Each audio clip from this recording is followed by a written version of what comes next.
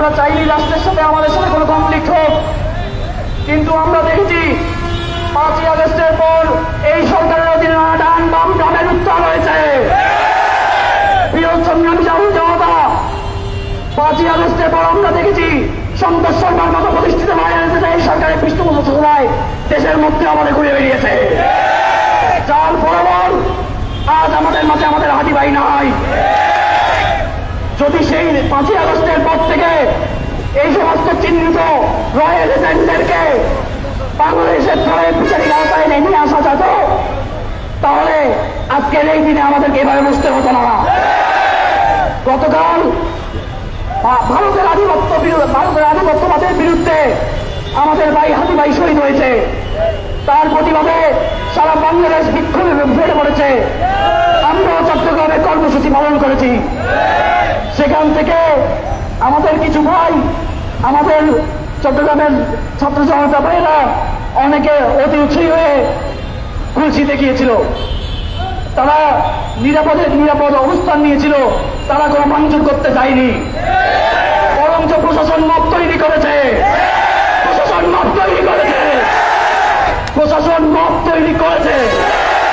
প্রশাসন আমাদের চট্টগ্রামের সাধারণ ছাত্র সহকারে এনসিপির চট্টগ্রাম মহানগরের কেন্দ্রীয় নেতা আমাদের সাজ্জাদ শেখ ভাইকে সহকারে গতকাল গ্রেফতার করেছে।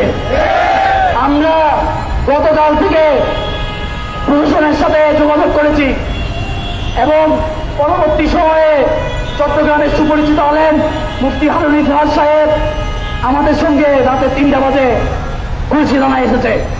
তিনি আমাদেরকে আশ্বস্ত করেছিলেন সকালের মধ্যে আমাদের ভাইদেরকে ছেড়ে দেওয়া হবে। আমরা সকালে ওনার সাথে যোগাযোগ করেছি, উনি বলেছে আসর পর্যন্ত অপেক্ষা করতে।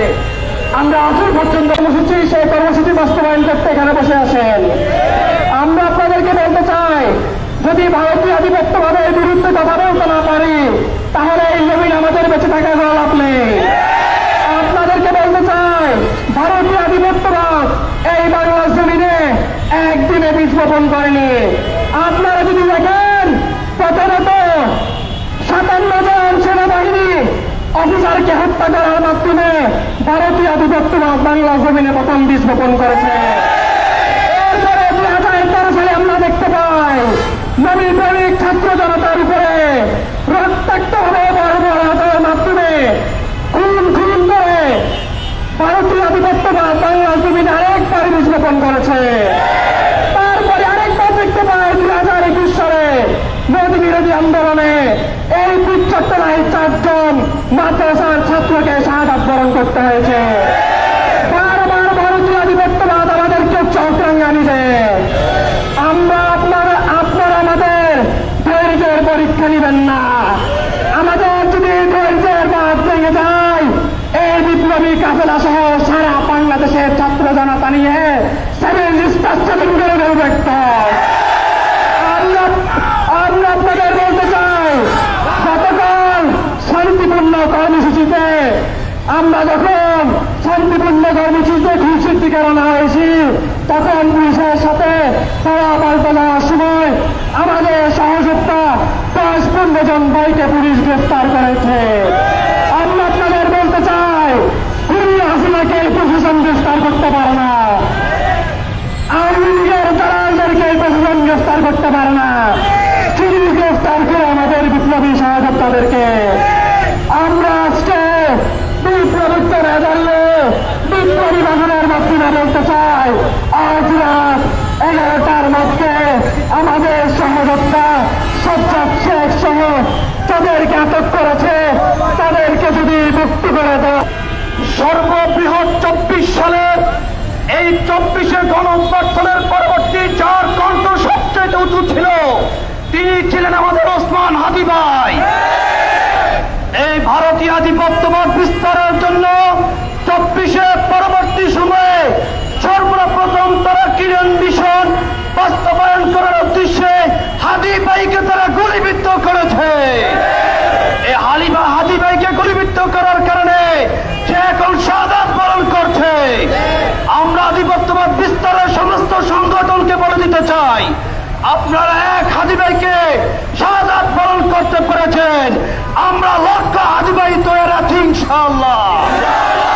আমরা বাংলাদেশের ভিতরে কোন প্রকারের আধিপত্যবাদকে আমরা বিস্তার করতে দিব না, দিব না, দিব না।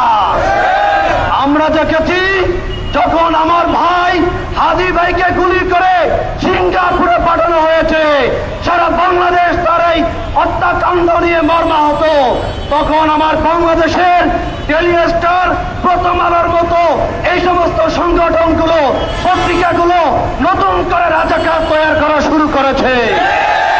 আমরা দেখেছি রাজাকার বাংলাদেশে একটি মীমাংসিত বিষয়। মীমাংসিত বিষয় নিয়ে প্রথম আলো, ডেইলি স্টার বারবার বাংলাদেশের মানুষকে দুই ভাগে বিভক্ত করছে। সংগ্রামী সাথী বন্ধুগণ, সংগ্রামী সাথী বন্ধুগণ, আমরা প্রথম আলো, ডেইলি স্টারকে দেখেছি গত সোমবারে জগন্নাথ বিশ্ববিদ্যালয়ের ভিতরে দাড়ি টুপি পরা মানুষদেরকে রাজাকার বলে আখ্যায়িত করে জোতা নিক্ষেপ করেছে। আমরা সর্বশেষ হুঁশিয়ার করে দিতে চাই, আপনারা বাংলাদেশে যদি বসবাস করতে চান, ভারতীয় আধিপত্যবাদকে বিস্তার করে বাংলাদেশে বসবাস করতে পারবেন না। যারা বাংলাদেশে বসবাস করছে তারা সকলেই বাংলাদেশী। এর বাইরে যারা আছে আধিপত্যবাদ বিস্তার করার জন্য সকলেই রাজাকার, সকলেই রাজাকার, সকলেই রাজাকার। সংগ্রামী সাথী বন্ধুগণ, আমরা দেখেছি হাদি ভাইয়ের মৃত্যুকে কেন্দ্র করে বাংলাদেশের ভিতরে বিক্ষোভ হয়েছে সারা বাংলাদেশে। যারা মৃত্যুর সাথে সম্পৃক্ত ছিল, এই আচরণের সাথে সম্পৃক্ত ছিল, সবাইকে আইনের আওতায় নিয়ে আসার জন্য এই গতকালকের আন্দোলন থেকে আমাদের 10 জন ভাইকে তারা গ্রেফতার করেছে। আমাদের এখানে 24 আন্দোলনের ভিতরে সর্বোচ্চ ভূমিকা রেখেছেন শেখ সাজ্জাদ, তাকেও গ্রেফতার করেছে। আমরা চাই আগামী এই রাত্রের ভিতরেই আপনারা ভাইদেরকে মুক্তি দিন, নচেত আমরা আগামীকালকে বৃহত্তর কর্মসূচি নিয়ে হাজির হব ইনশাআল্লাহ। আপনারা সকলেই বৃহত্তর কর্মসূচি পালন করতে প্রস্তুত আছেন ইনশাআল্লাহ। আল্লাহ আমাদের সবাইকে তৌফিক দান করুক। আমরা চাই প্রশাসনকে, আমরা আপনাদের প্রতি নমনীয় আছি। এখন পর্যন্ত আমাদের ভাইদেরকে 24 ঘন্টা হয়ে গেছে আপনারা গ্রেফতার করেছেন, এখনো ভাইদেরকে মুক্তি দেননি। দ্রুত মুক্তির ব্যবস্থা করুন, নচেত আমরা বৃহত্তর আন্দোলন নামবো ইনশাআল্লাহ। ওয়া আখিরু দাওয়ানা আলহামদুলিল্লাহি রাব্বিল আলামিন।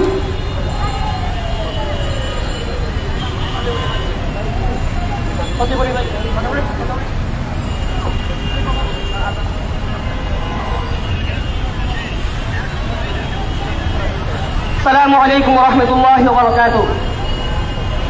আপনারা জানেন আমরা এখানে কেন আজকে উপস্থিত হয়েছি। আমরা দেখতে পেয়েছি আমাদের শহীদ হাদি ভাইকে যখন গুলিবিদ্ধ